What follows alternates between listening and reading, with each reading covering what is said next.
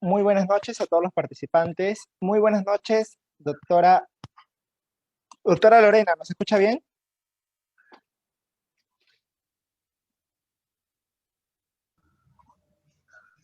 Buenas noches, Fabián. ¿Cómo están? ¿Cómo están todos? Buenas noches. ¿Qué tal, doctora? Mucho gusto. Doctora, ya se le ha habilitado la opción para que pueda compartir. eh, en este momento vamos a realizar la presentación de su biografía, de su tema, y luego le brindo el pase para que pueda desarrollar la sesión. ¿Le parece? De acuerdo, Fabián. Ya, muchas gracias, estimada doctora Lorena. Estimados participantes, el día de hoy estamos llevando a cabo la 12ª sesión del curso de Derecho Administrativo, organizado por B-Lawyer, el estudio Garrigues, Diez Canseco, el estudio Guzmán Halberstal, Monroy y León Iparraguirre. Este curso ha sido un curso muy entretenido, el cual ha constado de diversa temática, con la finalidad de generar un aprendizaje profundo de esta materia. El día de hoy contamos con la expositora Lorena Osores Silva, que nos va a acompañar con el tema de la discriminación en el consumo y el consumo digital desde la óptica del derecho administrativo. Lorena Osores Silva es abogada por la Pontificia Universidad Católica del Perú, titulada del programa de segunda especialidad en Derecho Tributario. Cuenta con experiencia profesional y académica en distintas especialidades del derecho, tales como Derecho Corporativo, Protección al Consumidor, Libre Competencia, Concursal, Derecho Administrativo y Tributario. Profesionalmente ha ejercido tanto en el sector público como en el privado. Actualmente se desempeña como abogado corporativa de un reconocido grupo económico del país. Estimada doctora, agradecemos su presencia y le brindamos el pase para que pueda responder. Muchísimas gracias, doctora. Gracias, Fabián. Buenas noches nuevamente con todos. Antes que empecemos, me gustaría agradecer la participación de todos y felicitar que, pese a la situación en la que nos encontramos, hayamos encontrado una oportunidad para poder compartir temas del derecho que tanto nos gusta. ¿Sí? Vamos a comenzar porque el tiempo apremia. Vamos a compartir la pantalla. Permítanme unos minutos.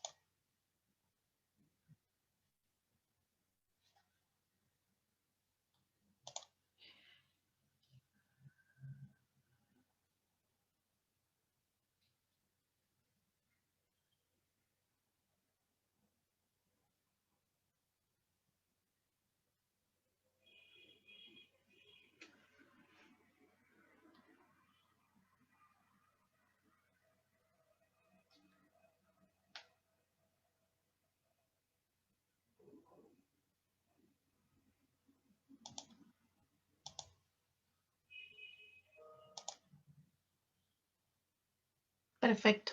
Sí se puede visualizar, ¿verdad? Sí, doctora, se ve perfecto. De acuerdo. Bien, entonces empezamos. En esta oportunidad, me parece que ya es la última sesión, es la sesión 12, como parte del curso de Derecho Administrativo. Vamos a tocar el tema la discriminación en el consumo y el consumo digital desde la óptica del derecho administrativo. Vamos a empezar por el tema de discriminación en el consumo. ¿Sí? Permítame un minuto. Ok. Permítame un minuto porque me parece que tengo...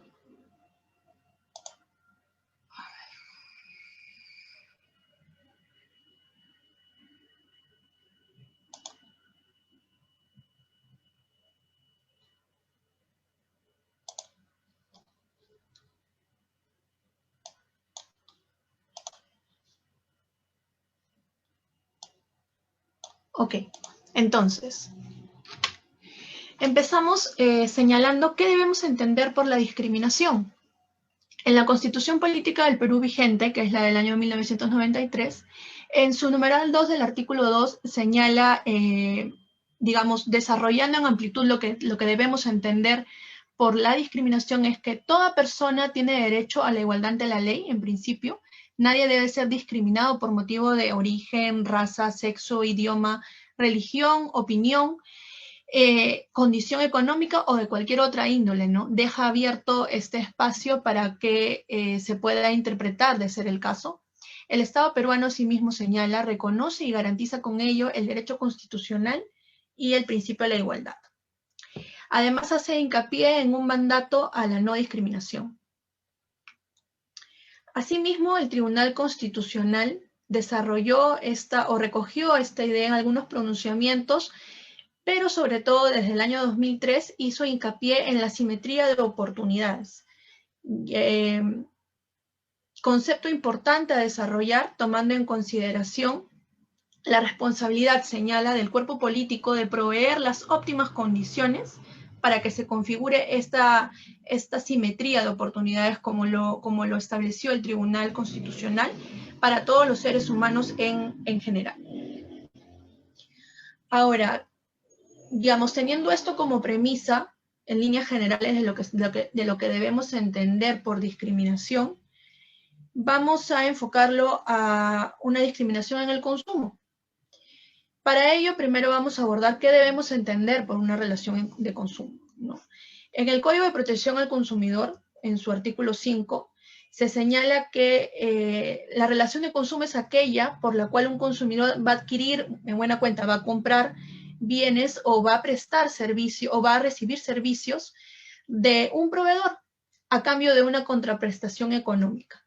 En este punto voy a hacer una tingencia. No necesariamente va a mediar una contraprestación económica, ¿de acuerdo? Esto puede ser una potencialidad. En muchos pronunciamientos del Indecopi se habla de una potencialidad. No necesariamente debe mediar una contraprestación económica. Es decir, el consumidor puede estar expuesto a esta relación de consumo o a esta potencial relación de consumo, y en el marco de esa exposición también se va a considerar relación de consumo. Es decir, por ejemplo, yo voy a realizar un consumo a un restaurante, todavía no he pagado, no hay una contraprestación monetaria, todavía no he realizado el pago por este producto que voy a adquirir. Sin embargo, por ejemplo, no me atienden de manera preferencial, estando yo embarazada, ¿no? Poniendo un ejemplo. Entonces, no necesariamente yo tengo que haber efectuado el pago para que haya una relación de consumo, sino que se habla de una potencialidad, ¿ok?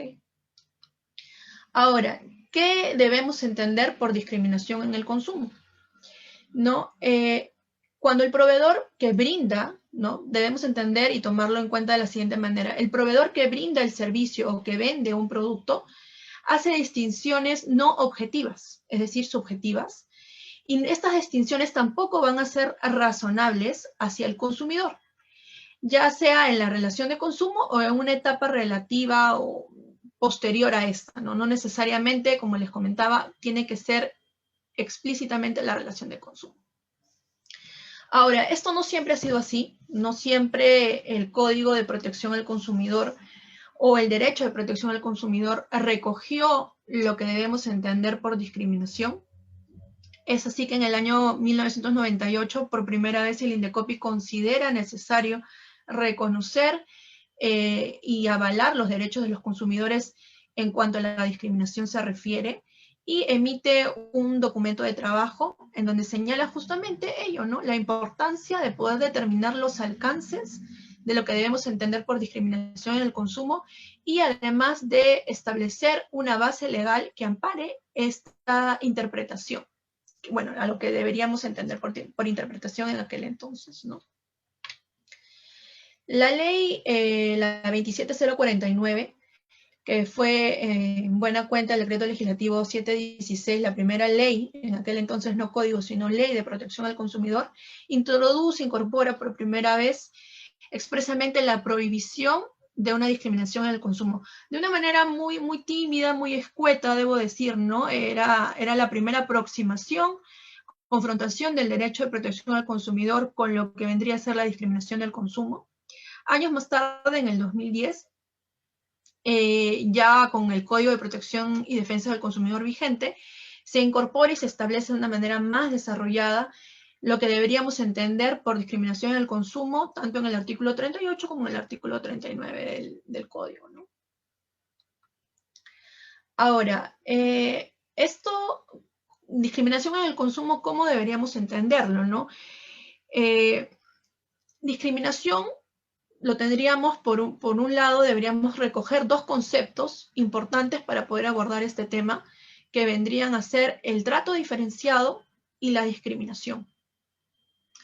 En cuanto a teoría se refiere, porque esto no está regulado, esto ya luego ha sido recogido en diversos pronunciamientos de los órganos resolutivos del INDECOPI, pero desde un inicio, y como les repito, teóricamente hablando, existen estas tres maneras de poder analizar una situación, o sea, una situación para poder analizarla si es que nos encontramos o no ante un acto de discriminación.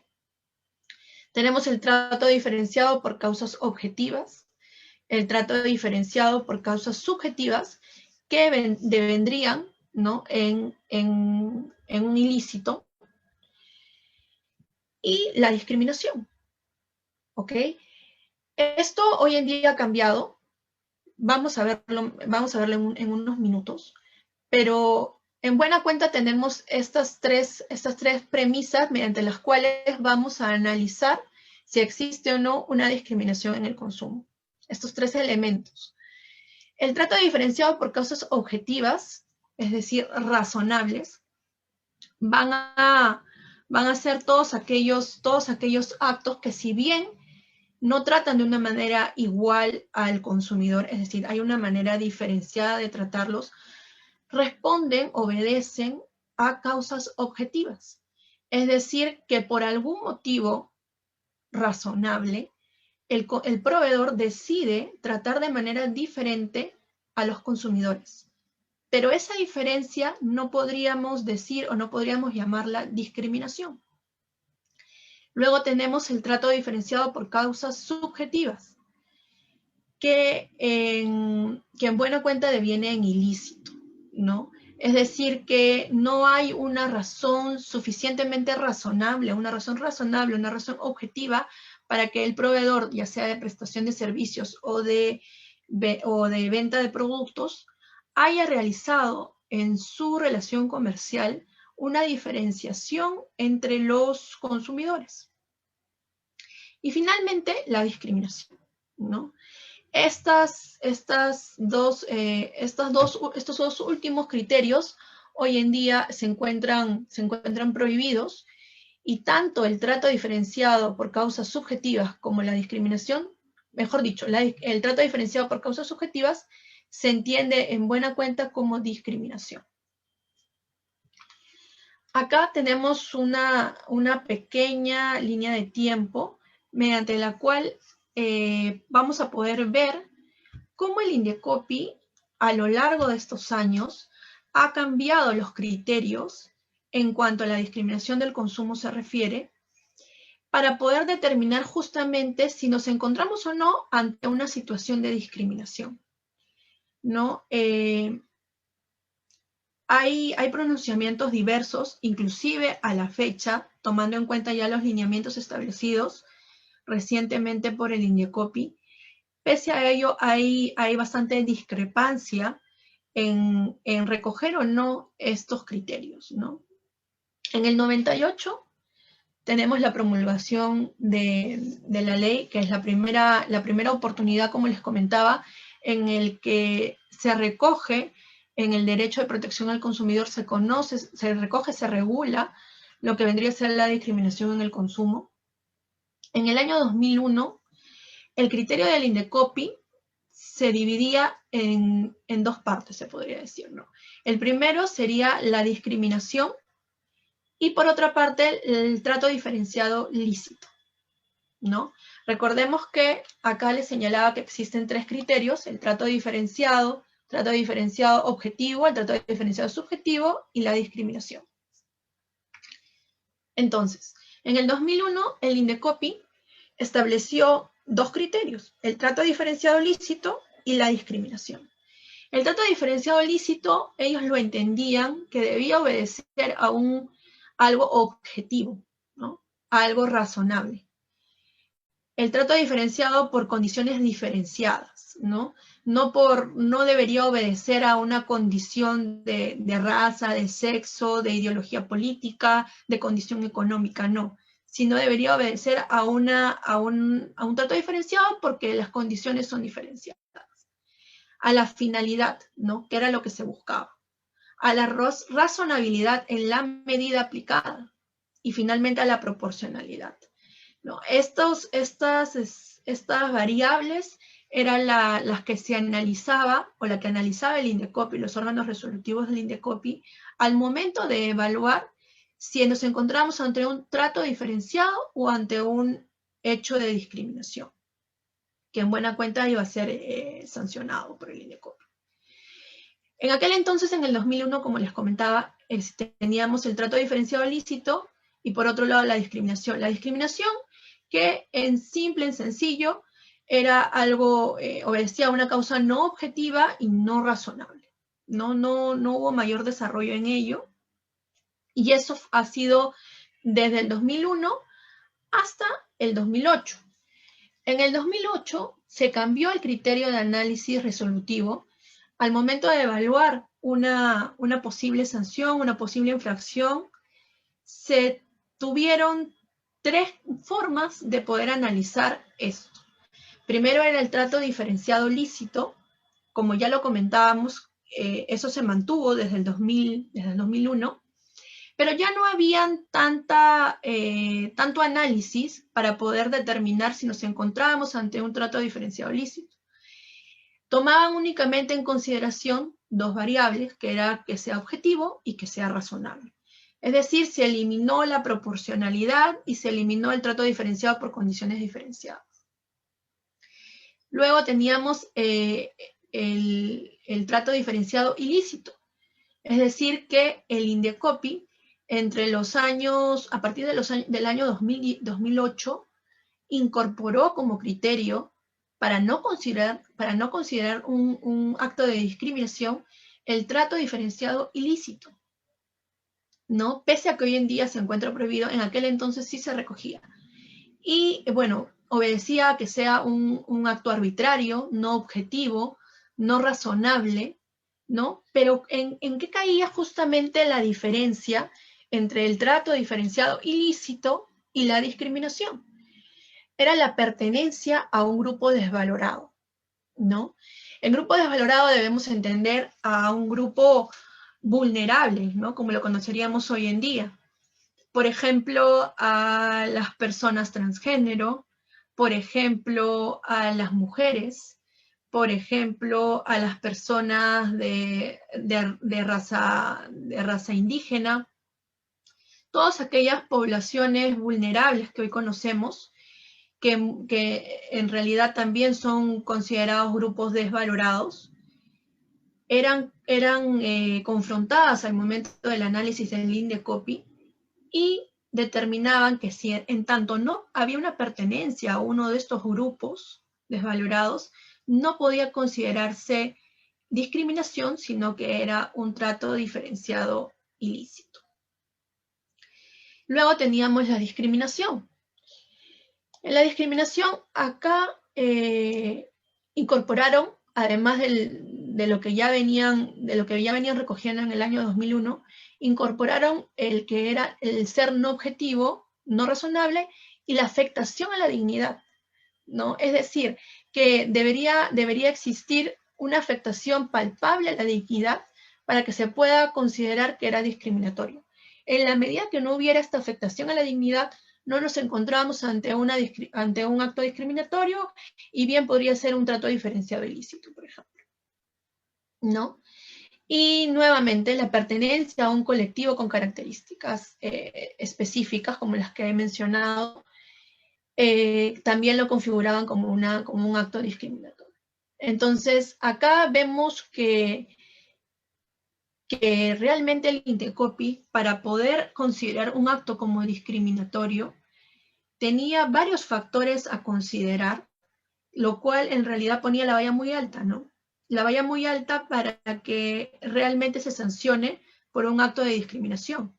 Entonces resultaba ser que la mayoría de proveedores que eran confrontados, que se les presentaba, que eran denunciados, terminaban en un trato diferenciado ilícito, o en el mejor de los casos en un trato diferenciado ilícito, ¿no? Pero no eran sancionados por hechos de discriminación. Entonces, definitivamente eso a la fecha cambió. Hubieron varias reuniones a nivel interno del INDECOPI. Los órganos resolutivos no se ponían de acuerdo hasta que la sala determinó el nuevo criterio que se encuentra vigente a la fecha y con el cual los órganos resolutivos conocen los casos, ¿no?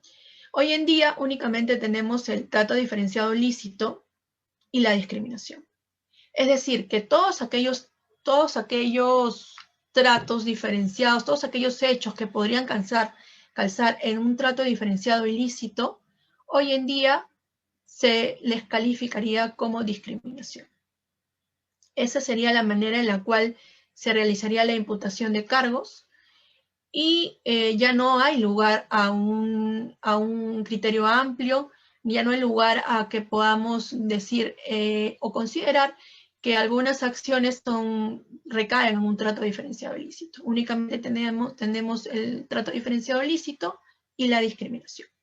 El trato diferenciado ilícito obedece a algo objetivo y razonable en concreto, sin lugar o que no da cabida a una excusa por parte del proveedor para poder disfrazar sus actuaciones o sus discriminaciones en buena cuenta. Y la discriminación es simplemente no objetivo y no razonable. Es decir, que no obedece a una causa que amerite un trato diferenciado, ¿no? Y que justamente por ello recae en discriminación. En cuanto a la discriminación en el consumo, la carga de la prueba es de la siguiente manera. Siempre va a corresponder acreditar el hecho a la persona afectada, a la persona que presenta la denuncia. En este caso, la denuncia puede ser realizada por la propia persona afectada o por la administración, ¿no?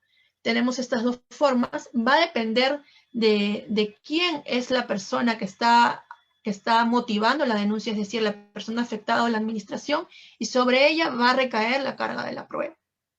La carga de la prueba no va orientada, no va enfocada a que la persona acredite el hecho de discriminación, sino que únicamente acredite haberse sentido afectado y que esa afectación, bajo un posterior análisis de la autoridad en consumo, califique como un hecho de discriminación, ¿no? Entonces, corresponde al proveedor del producto, luego de esto, luego de la presentación de la denuncia con la carga de la prueba, corresponde al proveedor del producto o del servicio acreditar que en realidad esa diferenciación en el trato o ese posible hecho de discriminación obedeció a una causa objetiva y justificada, ¿no? Esto se presenta porque el proveedor se encuentra en una mejor posición de poder dar a conocer a qué se debió, a qué obedeció esas acciones, que el consumidor las percibió como un hecho discriminatorio. Y luego de ello, corresponde a la otra parte demostrar que en realidad ello es un pretexto, en buena cuenta, que es para incurrir en prácticas discriminatorias, ¿no? La carga de la prueba, como ven acá, es dinámica y tiene que ser así, ¿no? Porque en realidad no estamos hablando de una infracción menor, una infracción doméstica como es la falta de entrega de producto, ¿no? Sino estamos hablando, nos encontramos ante hechos que afectan la dignidad de la persona en el marco de una discriminación en el consumo. Ahora, vamos a brevemente, porque en realidad tenemos dos temas que son amplios, brevemente vamos a tocar dos casos que me parecieron importantes. Uno de ellos es el caso de la Rosa Náutica, ha sido bien mediático. En el año 2019 se presentó este caso. No sé si es que lo han escuchado, imagino que sí. Y luego vamos a hablar del caso de activación de antenas de seguridad. Como ustedes conocen, en muchas empresas, sobre todo en el sector de retail, en el sector sobre todo en el retail, hay este protocolo de seguridad, ¿no? Estas antenas de seguridad que están al ingreso del establecimiento y que de alguna manera el consumidor, quiera o no, está presto a verse involucrado en alguna situación que podría conllevar a una eventual discriminación. ¿Sí? Vamos a comenzar con el caso de la Rosa Náutica. Como les comenté, el caso de la Rosa Náutica es un caso dado en el 2019. Los denunciantes era una asociación, en este caso, Asociación de Consumidores Indignados del Perú. El denunciado era la Rosa Náutica. Este caso fue bien sonado, primero porque en realidad la Rosa Náutica era de conocimiento, todos aquellos los que hemos ido al restaurante, era de conocimiento público la manera como operaba con sus consumidores, con sus clientes, ¿no? Uno iba al restaurante y casi siempre, no voy a decir siempre, casi siempre había una diferenciación en la carta, en el menú. Se entregaba un tipo de carta a los caballeros y un tipo de carta a las damas. Entonces, ¿cuál era la diferencia entre estas cartas? Simple y sencillo. Las cartas de los hombres contaban con precios detallados de los platillos que se vendían en el restaurante, y la carta de las damas, de las mujeres, no contaba con estos precios. Entonces, ¿qué es lo que sucede? ¿No? Esto como a modo breve de antecedente. ¿Qué es lo que sucede? Algunos miembros de esta Asociación de Consumidores Indignados van al restaurante, a la Rosa Náutica. Lo que señala la parte denunciante es que asiste un señor en compañía de su madre y de su hermana, es decir, 2 mujeres, un hombre. Entonces acuden al restaurante, se sientan, el mozo se acerca para poder atenderlos, y es ahí donde se produce el posible acto de discriminación, que es que les reparten una carta diferente. A las 2 damas una de color amarillo y al caballero una de color celeste. La diferencia, como les comenté, es en que una tiene precios y otra no tiene precios. Así de sencillo. Entonces, lo que denuncian estas personas es justamente eso, ¿no? ¿Por qué la diferencia en la atención? ¿Por qué la diferencia en la entrega de estas cartas?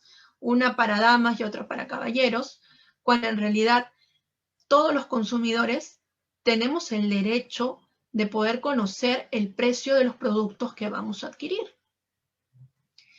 Entonces, la Rosa Náutica en sus descargos lo que señala es lo siguiente, ¿no? Que su restaurante, motivan ellos, ¿no? Su restaurante es un restaurante romántico, es un restaurante que está orientado a las cenas románticas en pareja, y que justamente para poder agasajar a la mujer, para poder darle un rol protagónico a la mujer en el contexto de una cena romántica, es que no se le da a conocer los precios. No se le da a conocer los precios porque la verdad es que no lo sé, ¿no? Ellos lo ponen así, y ustedes pueden tener acceso a esta resolución. Si gustan me dejan sus correos y yo luego se los paso. Ellos motivan sus descargos de esa manera, ¿no? Indicando que en el marco de una cena romántica la mujer no debe conocer los precios de los platillos, de lo que vaya a consumir, ¿no?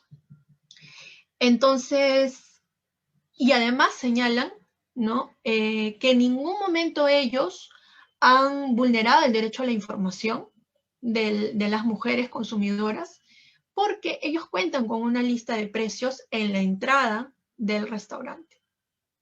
Lo cual es cierto, ¿no? Lo cual es cierto, porque la norma sí lo exige, ¿no?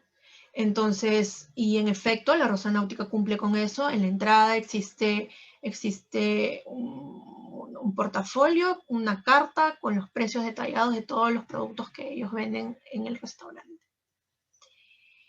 La primera instancia, que viene a ser la Comisión de Protección al Consumidor número 2, encargada de conocer estos temas, señaló que en efecto no había discriminación en el consumo, que en realidad la Rosa Náutica había actuado por una causa objetiva, que era la de darle prioridad a la mujer, la de prevalecer a las damas en el marco de una cena romántica, que no se había vulnerado el derecho a la información de las consumidoras mujeres, porque en la entrada existía un listado de precios en donde ellas podían conocer el precio de los productos que vendía el restaurante. Además, señala que nunca hubo una vulneración al derecho a la información, no solo porque se encontraban los precios en la entrada, sino también porque nunca se pidió, es decir, nunca ni la madre ni la hermana pidieron una carta con precios y se les negó. Es decir, esto es bien particular, ¿no? Porque para la Comisión de Protección al Consumidor, el acto de discriminación únicamente se hubiera configurado en la medida que yo, consumidora mujer, me traen una carta sin precios, yo pido una carta con precios y no me la dan. Es decir, el acto de discriminación únicamente se hubiera configurado en la medida que me rechazan la entrega de una carta con precios. Entonces, la Asociación de Consumidores Indignados, más indignados que nunca, presentan su apelación, ¿no? Ante la Sala de Protección al Consumidor. Y la sala se pronuncia con 2 votos singulares, debo agregar, pero se pronuncia y revoca, ¿no? Revoca y declara fundada la denuncia, señalando que en realidad sí hay un hecho discriminatorio, ¿no? Es decir, a ver, el Indecopi no va a entrar a tallar en las políticas de la empresa, ¿no? En las políticas que la empresa pueda tener, pero estas políticas no pueden obedecer o no pueden estar fundamentadas en actos de discriminación, en tratos diferenciados subjetivos que devienen en ilícitos, porque en realidad no hay una motivación suficiente para que puedan decir que por el hecho de que el restaurante tiene una connotación de escenas románticas, que las parejas acuden, que quieren engalanar a la mujer, por eso se le va a vulnerar el derecho a la debida información, a la información oportuna además, ¿no? Porque a mí, en realidad, de nada me sirve que la lista de precios, o para estos fines, no me sirve que la lista de precios esté en la entrada. Entonces, ¿qué pretendía el restaurante? Que yo me pare hasta la entrada y ahí tome conocimiento de los precios. No, pues esto en realidad es inconcebible, ¿no? Y el solo hecho que me digan a mí, ¿sabes qué? Tú, por ser mujer, si quieres conocer los precios, debes tener una acción adicional, que es la de solicitar la carta con precios, ¿no? A ti, por ser mujer, no se te está entregando la carta con precios, pero si la quieres tener, la puedes pedir. Pero en realidad eso no debería ser así, ¿no? Nosotros esperamos sentarnos en un restaurante y estar enterado de los precios y que me traigan la misma carta a mí, la misma carta a la persona que me acompaña, la misma atención. Ahora, acá yo, realizando un análisis, yo creo que hay muchos problemas a nivel, antes de ir a lo que iba, hay muchos problemas a nivel de material probatorio, ¿ya? No se realizaron visitas de inspección, no se solicitaron las cámaras del restaurante, ¿no? ¿Por qué voy a esto, no? Porque en realidad no... ¿Qué hubiera pasado, ya, si genuinamente yo, por ejemplo, estas pedidas de mano, ¿no? Ya, mi novio me va a pedir la mano, quiere que sea algo sorpresa, quiere que sea un regalo. Algo así como cuando uno compra un regalo y en lugar que te den un ticket con precio, te dan un ticket de regalo, ¿no? El dichoso ticket de regalo. Entonces ahí yo no conozco el precio, ¿no? Conozco el precio si es que voy y lo quiero cambiar el producto, no me gustó, no me quedó bien esta chompa, subí de peso en la pandemia, voy y la cambio por una talla más grande. Y ahí me entero del precio. Ya. Pero en realidad, ¿qué hubiera pasado, como les digo, ¿no? Si realmente hubieran estado en el contexto de una cena romántica? Porque acá no había nada de romance, o sea, bueno, la única finalidad del consumidor con su madre y su hermana eran ir y consumir los tres, ¿no? Un almuerzo, una cena, lo que fuera. Entonces, por ahí el argumento del restaurante carecía de fundamento, ¿no? Carecía de fundamento total. Pero como yo les digo, les planteo esta pregunta, ¿no? ¿Qué hubiera pasado si realmente se hubieran encontrado en el marco de una cena romántica, no sé, una pedida de mano, un aniversario, lo que ustedes gusten? ¿Hubiera sido objetivo ese trato diferenciado?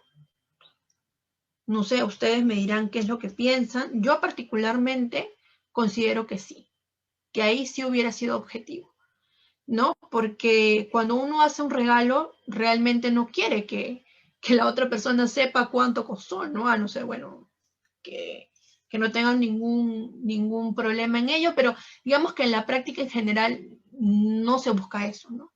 Pero ¿saben nuevamente cuál sería el problema ahí? Que nuevamente estamos polarizando, ¿no? Hombres, mujeres. O sea, la cena romántica también la puedo dar yo, ¿no? A mi novio. En ese caso, ¿qué podría hacer? Hacer un cambio de cartas. Lo que debemos quedarnos como reflexión es que no hay una razón suficiente, una razón válida, objetiva, para que exista una carta de mujeres sin precio y una carta con hombres con precio. Puede existir cartas con precio y sin precio. Entonces voy y en la oficina vamos y celebramos el almuerzo por el cumpleaños de Pepito. Entonces, por favor, el cumpleaños de Pepito no le vayan a dar la carta con precio, ¿no? Porque lo estamos invitando. Pero no puede existir una carta para mujeres y para hombres, ¿no? Y eso es algo que la Rosa Náutica nunca negó. Nunca dijo, no hay cartas que sean para mujeres exclusivamente y cartas exclusivamente. No, ellos en sus descargos lo plantearon así, ¿no? Entonces, este es el caso de la Rosa Náutica. Los votos singulares sí estuvieron sincronizados con la primera instancia. Para ellos esto no era un caso de discriminación. Ellos hicieron alusión al trato diferenciado ilícito. Miren ustedes, algo que ya como les he explicado, debió haber quedado relegado a partir del 2008 para motivar su decisión en los votos singulares, hicieron alusión al trato diferenciado ilícito, ¿no? Vocales de la Sala Especializada de Protección al Consumidor.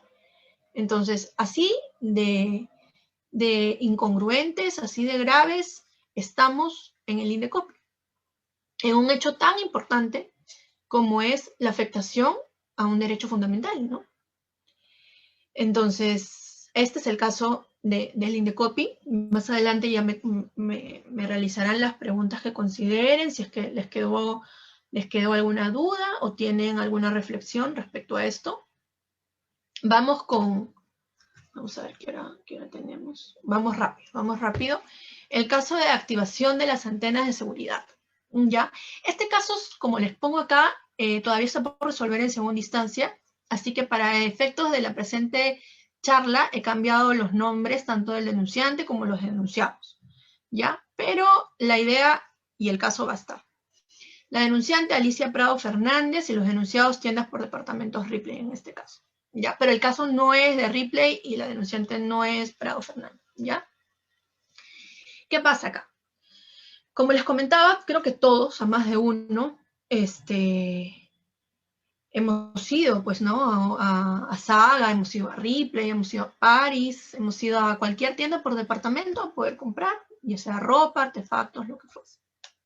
Y siempre, o casi siempre, hemos visto, ¿no? Que al pasar al cruzar el umbral de acceso al establecimiento, existen unas antenas de seguridad, ¿no? Estas antenas de seguridad se activan, se alarman, suenan cuando pasa por ahí un sensor, ¿no? Cuando uno compra una prenda, generalmente, ahora casi siempre, tienen estos sensores en la ropa, ¿no? Entonces, funcionalmente hablando, estas antenas sirven para detectar cuando estos sensores pasan. Que en buena cuenta, si es que por ahí pasa una prenda, un producto con sensor, es porque no se ha pagado muchas veces, ¿no? Muchas veces pasa que en cajas se olvidan de retirarlo, y hay que regresar, y bueno, ¿no? Pero finalmente es eso, ¿no? Entonces, esta persona, esta señora, denuncia, entre otras cosas que para efectos de esta charla no vienen al caso, denuncia que ha sido discriminada por su condición de embarazada, porque la señora se encontraba embarazada, y por su condición racial, ¿no? Porque la señora decía que era de provincia, que era de un sitio marginal, y que se encontraba embarazada, etcétera, etcétera. Entonces, ella acude a tiendas por departamentos Ripley, ¿no? Y señala que al entrar, se contradice, en fin, ¿no? Pero bueno, señala que al entrar no hay ningún problema, ella empieza a buscar un producto de su interés, una casaca que quería comprar, que estaba con su señor padre. Al salir de la tienda es cuando viene el problema. Al salir de la tienda se activan las alarmas de seguridad y el personal de prevención, el personal de seguridad de la puerta del establecimiento, como siempre, ¿no? A alguno le habrá pasado, señora, disculpe, ¿me permite por favor revisar su bolsa? Y la señora le dice, no, ¿por qué me dices a mí? ¿Por qué no le dices a la otra señora? ¿Por qué piensas que soy yo la ratera? ¿Por qué me tratas así? Yo necesito un trato preferencial porque estoy embarazada, me estás discriminando, etcétera, etcétera, etcétera, etcétera. Y presenta un video en el cual se ve toda esta conversación, ¿no? Entonces, ya estos casos han sido reiterativos hasta antes del 2015, en donde hubo un pronunciamiento, pero en realidad acá cada tienda tiene su libre discreción de poder establecer los protocolos de seguridad que consideren a bien, ¿ya? Eso nadie le puede restringir. ¿En dónde está la restricción? Es en cómo se llevan a cabo estas intervenciones, mal llamadas intervenciones, porque en realidad el único que te puede intervenir es la Policía Nacional del Perú, ¿no? Entonces, bueno, en estado de cuarentena también las Fuerzas Armadas, pero en una situación normal, el único encargado del uso de la fuerza para una intervención, y una intervención en general, es la Policía Nacional del Perú. Entonces, una persona que ejerce el oficio, la labor, el trabajo de personal de seguridad, no te puede intervenir. Eso ya quedó zanjado, ¿no? Eso de que, por favor, acompáñeme a ver las cámaras, por favor, acompáñeme al cuartito, no, eso no lo pueden hacer. Eso es vulneratorio. Pero en este caso no, en este caso el personal de seguridad únicamente le dijo a la señora, por favor, permítame ver su bolsa. La señora se negó, lo filmó con toda esta conversación y el personal de seguridad le dijo, bueno señora, no se preocupe, por favor, puede retirarse, no hay ningún problema. Y la señora seguía. Presentó su denuncia ante la Comisión de Protección al Consumidor número 2, presentó la carga probatoria, ¿no? Y lo que se analizó fue lo siguiente, ¿no? Es que se trató de investigar por qué es que la señora, o sea, si la señora realmente se había robado algo, era una tendera, o por qué eso no, porque en realidad de eso dependía si el accionar de tiendas por departamentos Ripley había respondido a una causa objetiva o no. Porque si en realidad la señora no tenía una prenda con sensor, la antena está malograda, pues no, sonó mal. Claro, ahí también se podría discutir, ok, pero mira, según mis protocolos, yo tengo que activar un procedimiento ante la activación de las alarmas, y esto es una causa objetiva que duda cabe. Entonces, en realidad, si es que no estaba bien calibrada o no, ya. Pero este no era el caso. Este caso es bien particular, ¿ya? Porque la señora era abogada, y en su bolso tenía prendas que genuinamente habían sido hurtadas de otra tienda por departamento. Y ella se encontraba, dice, ¿no?, en sus descargos, en su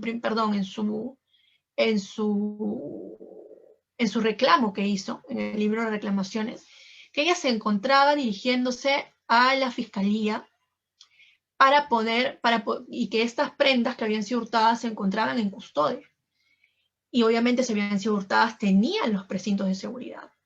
Entonces, no es que hubiera algo no es que la intervención se hubiera realizado obedeciendo a una condición de raza o a su condición de embarazada. No, en realidad había sonado por una causa objetiva, que eran los sensores de seguridad.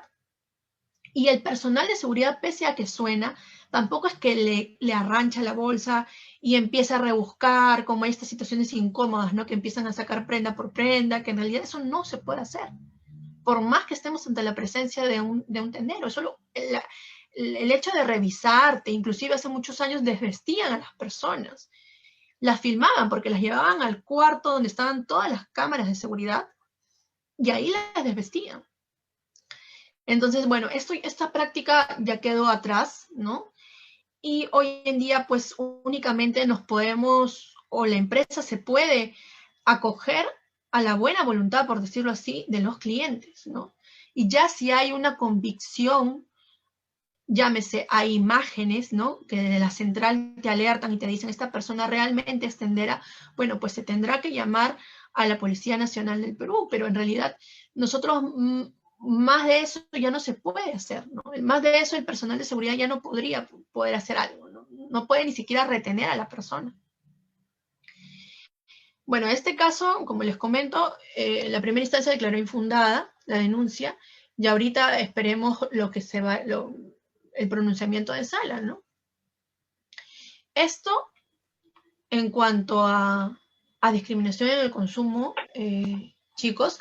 No sé si es que gustan que continúe con el consumo digital o prefieren acá hacer una pausa para las preguntas.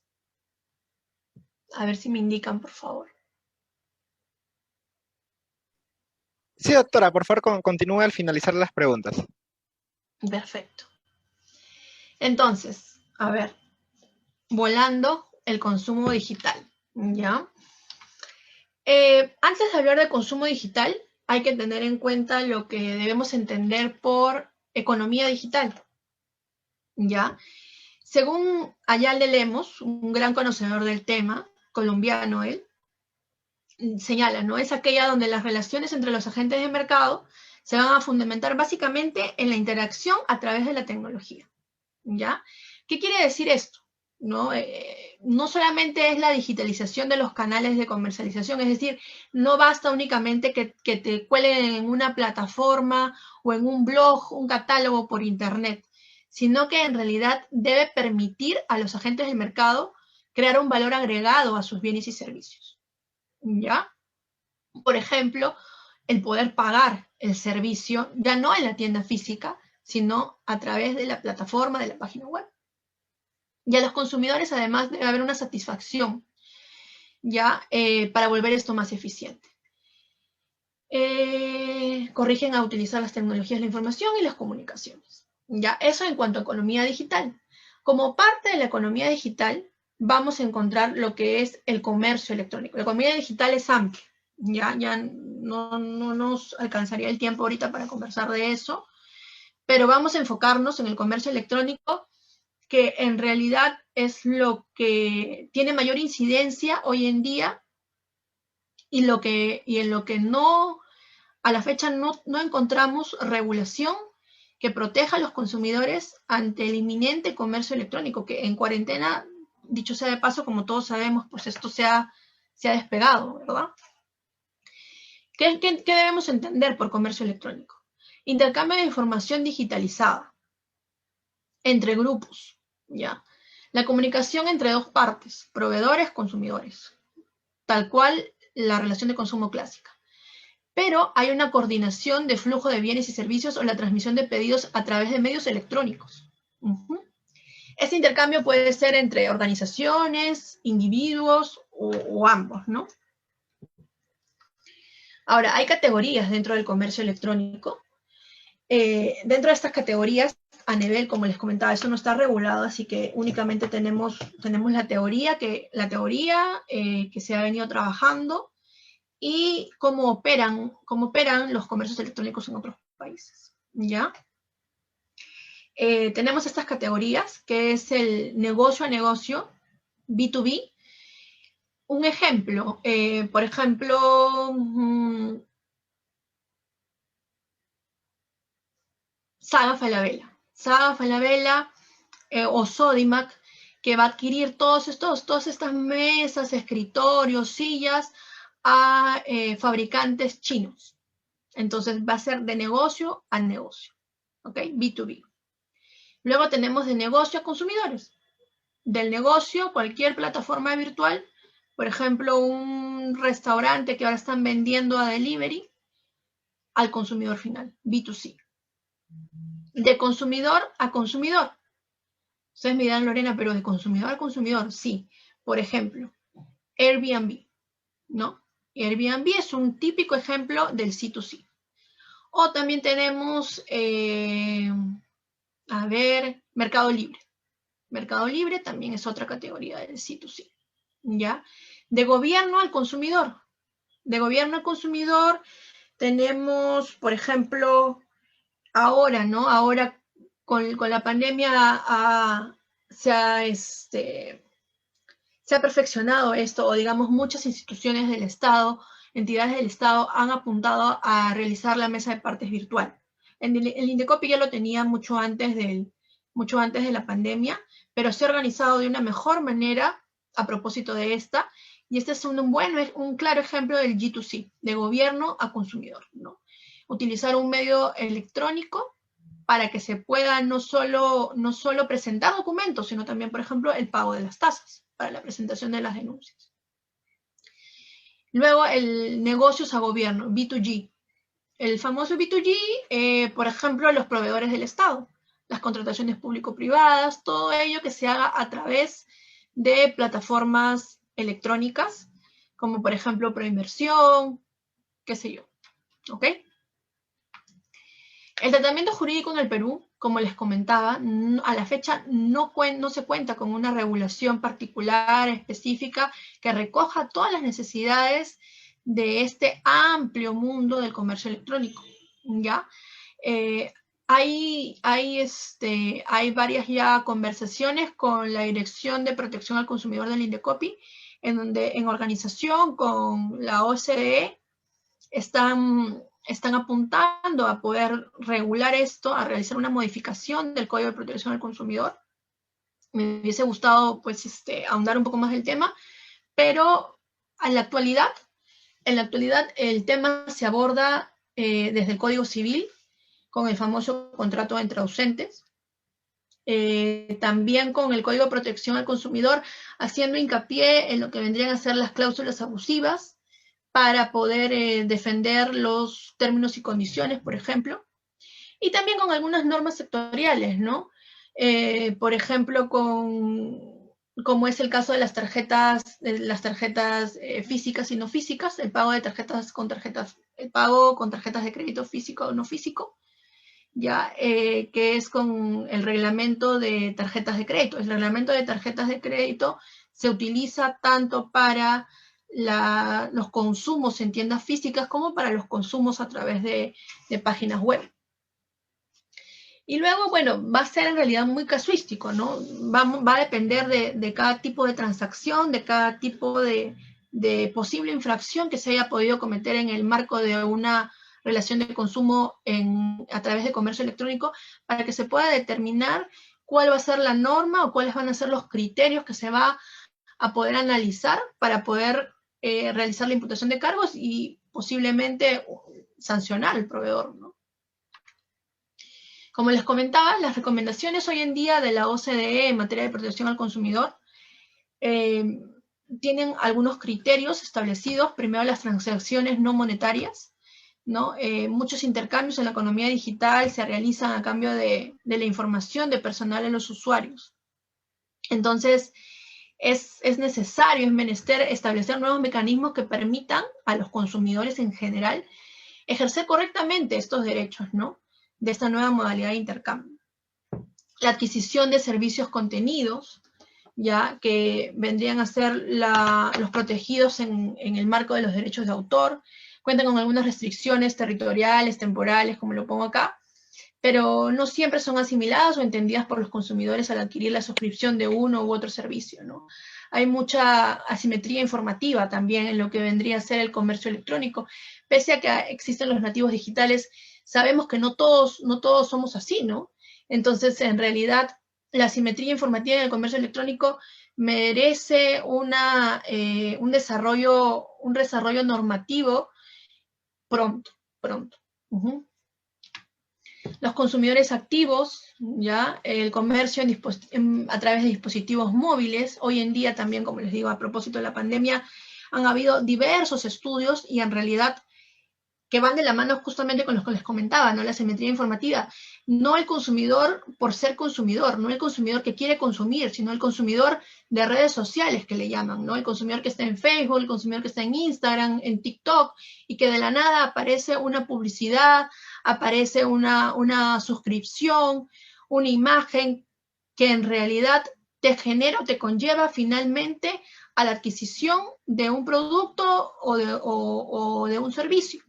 Entonces, ese tipo de relación de consumo electrónico es bien importante y bien preocupante a la vez. ¿Por qué? Porque mal que bien, cuando uno apunta a comprar algo, hay una inversión de tiempo para conocer y proveerse de información respecto al producto o el servicio que quiere adquirir.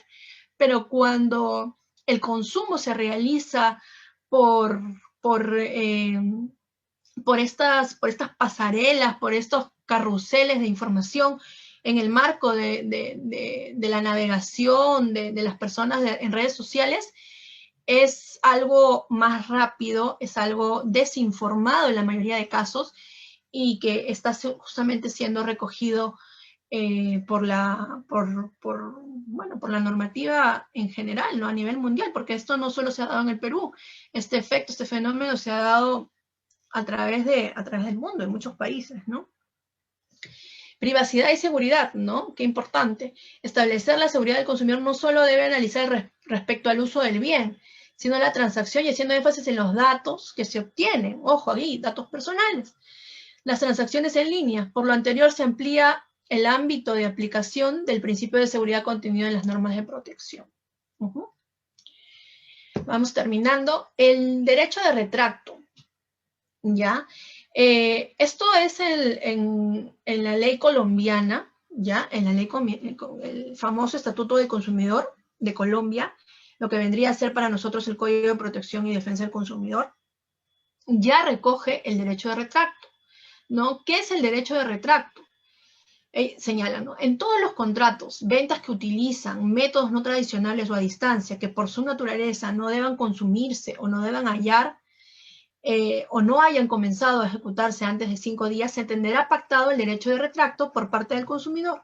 En el evento en que se haga uso de la facultad de retracto, se resolverá el contrato y se deberá reintegrar el dinero que el consumidor hubiese pagado. En realidad, ¿qué es lo que quiere decir acá? Que si yo ya no quiero el producto, yo ya no quiero contar con el servicio, tengo el derecho de retracto. Es decir, tengo el derecho al arrepentimiento, al famoso arrepentimiento en el consumo. Arrepentirme de lo que yo compré, de lo que yo adquirí. Entonces, el proveedor está obligado a aceptar ese derecho mío, esa potestad mía de retracto y a realizarme el reembolso del dinero que yo haya pagado por dicho producto, por dicho servicio. Entonces, esto acá no está recogido, como les digo, esto es la ley de Colombia, se está trabajando, el INDECOPI está trabajando para apuntar justamente a que en nuestra normativa también regule el derecho a retracto. Hoy en día, en realidad, Lo único que tenemos es la buena voluntad de los proveedores, que por políticas comerciales, por políticas de atención al cliente, de renovación de experiencia de compra, por lo que ustedes deseen, el proveedor de voluntad, ¿no? Acepta devolver el dinero al consumidor, ¿ya? Pero no hay nada que lo obligue. No hay algo que diga, ¿sabes qué? Si el consumidor se arrepiente de haber adquirido ello por una mala información, por no haber leído los términos y condiciones de manera minuciosa, por haberse enterado de repente una alerta internacional por producto peligroso, en fin, etcétera, etcétera, ya quiere que le devuelvan el dinero. ¿Ok? Acá únicamente tenemos contemplado el derecho a la restitución, ¿ya? Pero como le digo, esto es un trato diferente a lo que es el retracto y únicamente aplica para casos sumamente graves, ¿no? Por ejemplo, no sé si ustedes,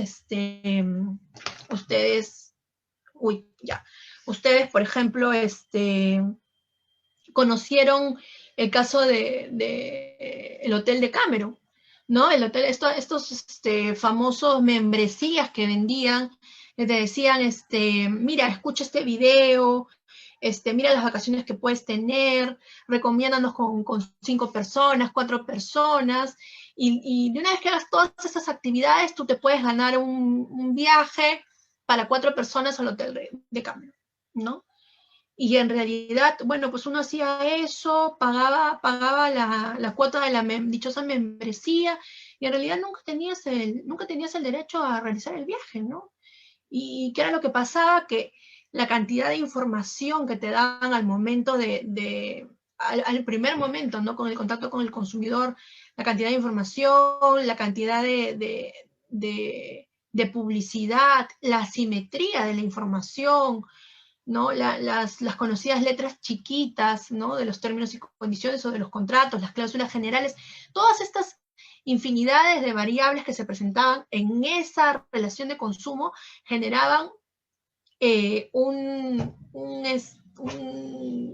perjuicio, una inclinación de la balanza totalmente desequilibrada en el consumidor, y solo en el marco de una relación o de una adquisición de un producto o de un servicio, solo en esas circunstancias existía el derecho a la restitución, o existe el derecho a la restitución, porque hasta el día de hoy no hay ninguna novedad, ¿no?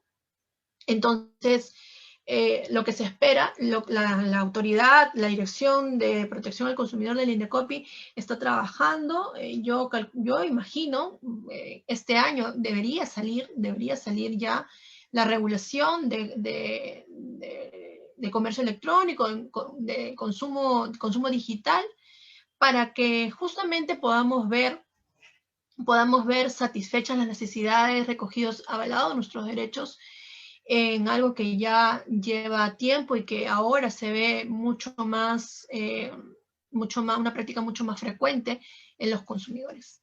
¿Sí? Bueno, chicos, eso es todo conmigo. Espero que haya podido servirles. Mil disculpas, la verdad que ha sido súper, súper breve. Son temas muy, muy ricos. Me hubiese gustado poder tener más tiempo para tratar cada uno de ellos, pero bueno, así ha estado estructurado. Espero que haya sido lo necesario para que ustedes tengan una idea, una aproximación, lo que es discriminación en el consumo y lo que es el consumo digital. Estimada doctora Lorena, muchísimas gracias por la presentación referida a la discriminación en el consumo y el consumo digital. Ante ello, los diversos participantes han realizado un conglomerado de preguntas, las cuales procedo a brindarles. La primera pregunta es, ¿cuál sería la diferencia entre la discriminación y el trato diferenciado? ¿Existe? Sí, claro que existe. El trato diferenciado en realidad responde a una causa objetiva, a una causa lícita, es decir, las empresas en su potestad, en su discrecionalidad, pueden establecer relaciones comerciales, criterios comerciales para poder captar clientes, pero estas actitudes en el marco de una relación de consumo deben obedecer deben obedecer a unas causas objetivas y razonables, ¿no? Si ello no se puede configurar, es decir, si un proveedor realiza un trato diferenciado porque sí, porque no tiene una razón objetiva aparente, nos encontraríamos ante una discriminación.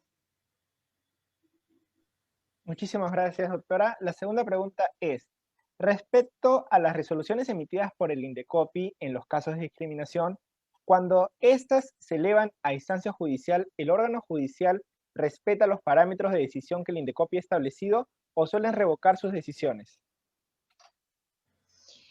En la práctica, en realidad, son muy pocas las resoluciones que son revocadas en el contencioso administrativo, ¿ya? Pero en realidad sí pueden cambiar estos criterios, ¿no? El Poder Judicial y los jueces están perfectamente capacitados para poder aplicar el control difuso, inclusive de las resoluciones administrativas del Indecopi.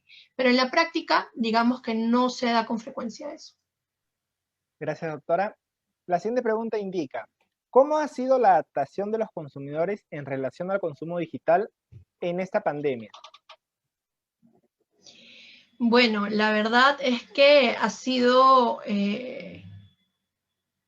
es bien paradójico ya, porque la adaptación en cuanto al consumo, es decir, el comprar se ha dado, ¿no? Todos lo hemos visto, la gente, las personas, y me incluyo por ahí en algunas fechas, pues hemos cogido el celular, hemos entrado a las plataformas virtuales y hemos comprado, ¿no? Comprado cosas para la cocina, para la casa, para ahora, para establecer nuestras oficinas o nuestros centros de estudio en nuestras casas. Nos hemos visto en esa necesidad de comprar por internet, pero la adecuación no ha sido la idónea, ¿no? Porque hemos intentado asimilar la experiencia de compra en una tienda física a la experiencia de compra a través de un medio digital, en una plataforma virtual, en una aplicación, cuando en realidad es muy diferente, ¿no?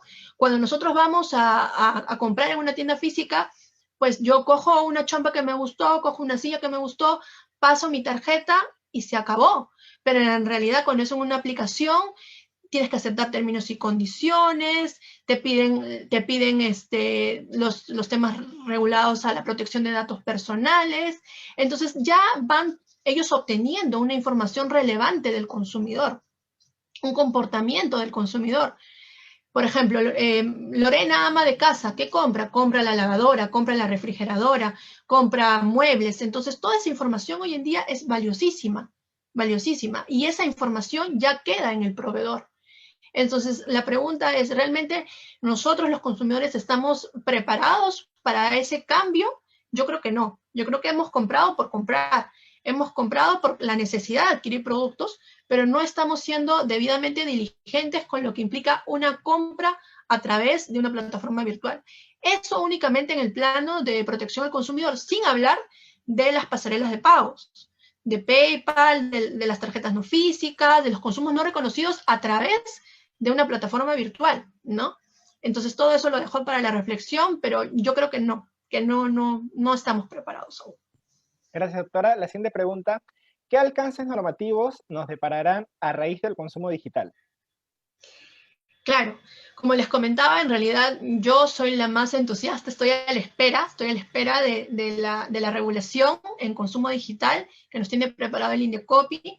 Sé de muy buena fuente que están trabajando arduamente para que la propuesta normativa y del cambio que se va a realizar en el Código de Protección al Consumidor sea buena desde un inicio, ¿no? Y no a lo que estamos acostumbrados, que algo muy general y luego se realizan modificaciones, no, que desde un inicio recoja todas las necesidades de los consumidores digitales y realmente se aperture también un abanico de posibilidades no solo de regular, sino también de garantizar garantías mínimas en el consumo digital.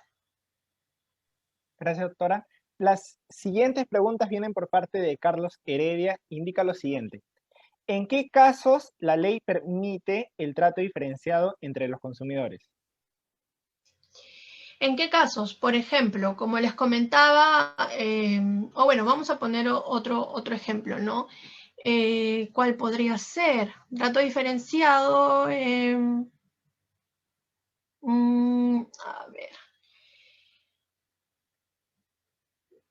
Por ejemplo, la misma norma recoge que debe existir un trato diferenciado en las personas gestantes, en los niños, en las personas adultos mayores, al momento de realizar una cola para realizar un pago o realizar un reclamo. Ellos tienen la preferencia en la atención, tanto en caja como en demás módulos de atención al cliente.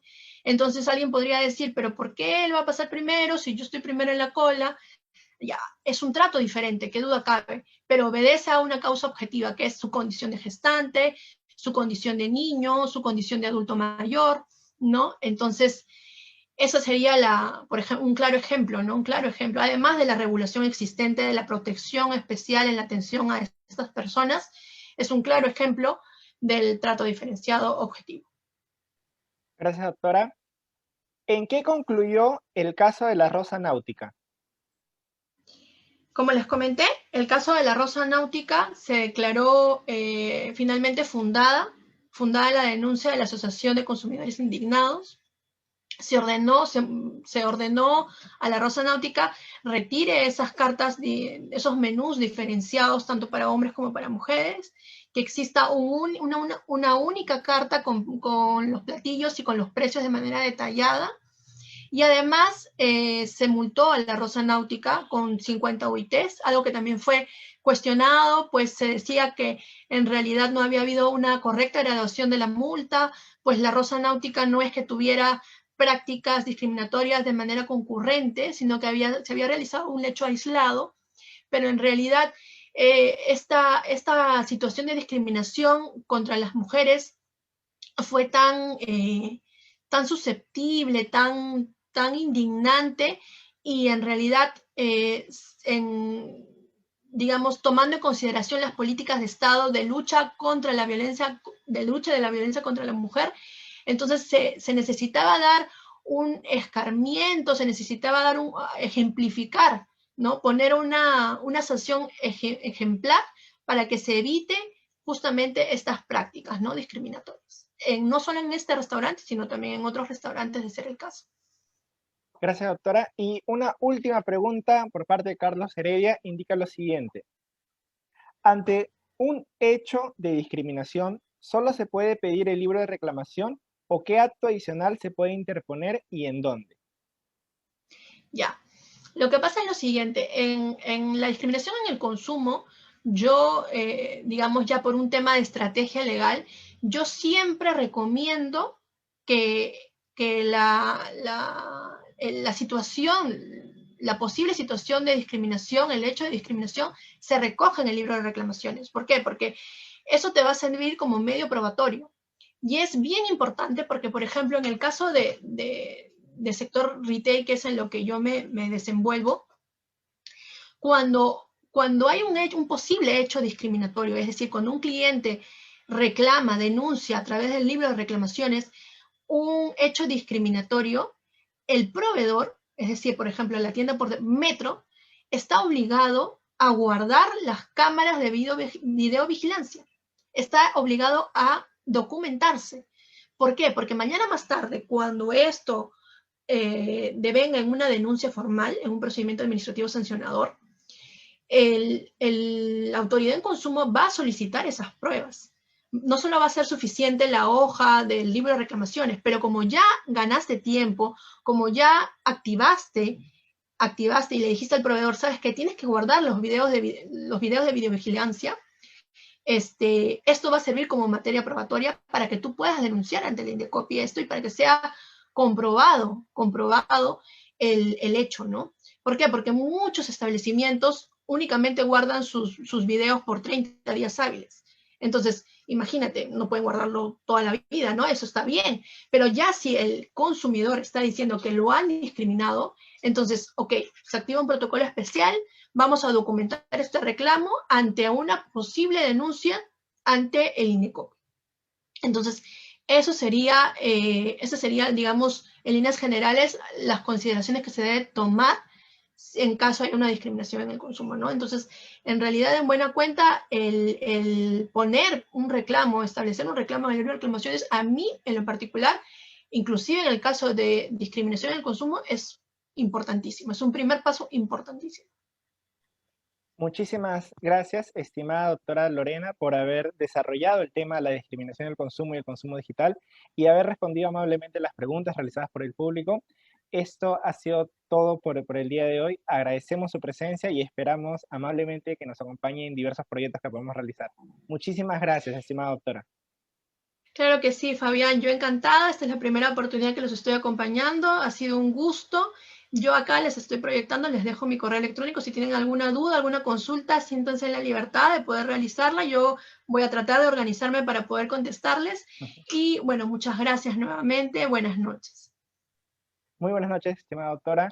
Estimados participantes, hemos culminado el curso de Derecho Administrativo. El día de mañana les va a llegar un correo indicando la evaluación que se va a tomar y los pasos para aquellas personas que no quieran realizar la evaluación. El día de mañana les llega el correo. Esto ha sido todo por el curso de Derecho Administrativo. Muchísimas gracias, estimada doctora.